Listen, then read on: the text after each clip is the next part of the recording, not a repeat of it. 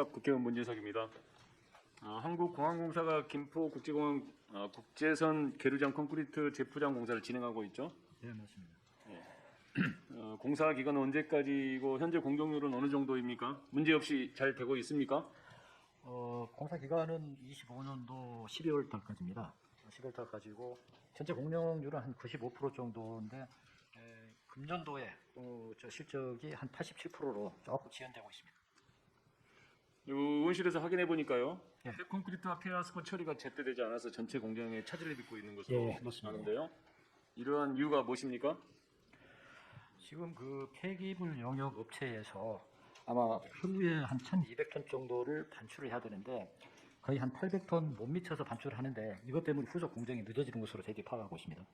네, 그렇게 답변하시지만 사실은 들여다보니까요. 폐기물 처리 업체는 용역을 수행하면 할수록 적자가 난다는 겁니다. 네.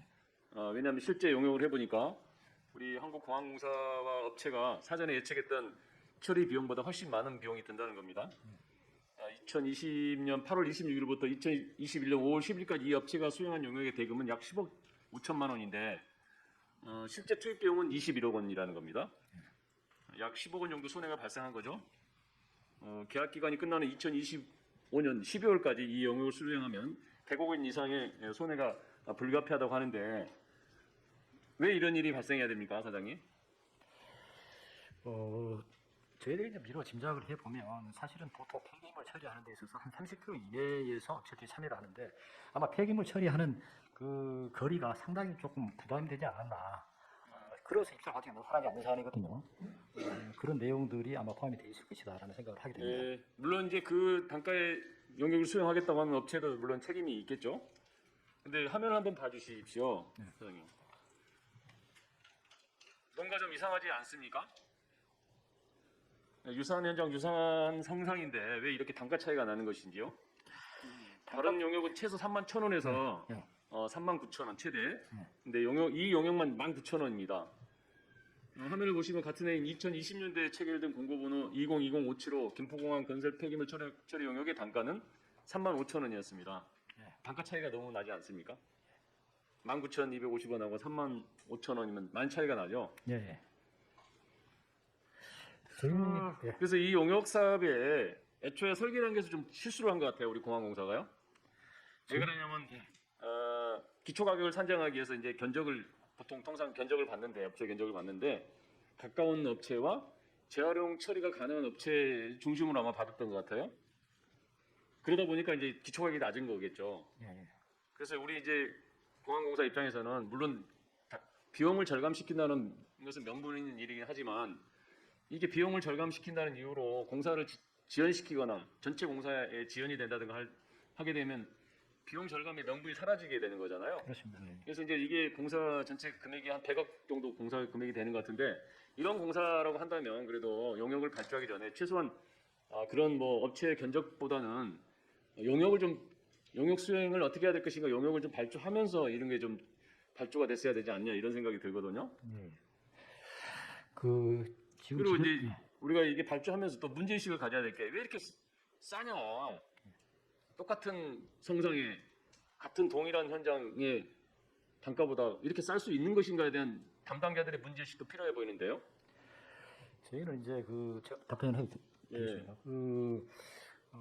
저희는 이제 4개 업체를 대상으로 예가를 선정하는 기준을 삼았었던 바가 있습니다.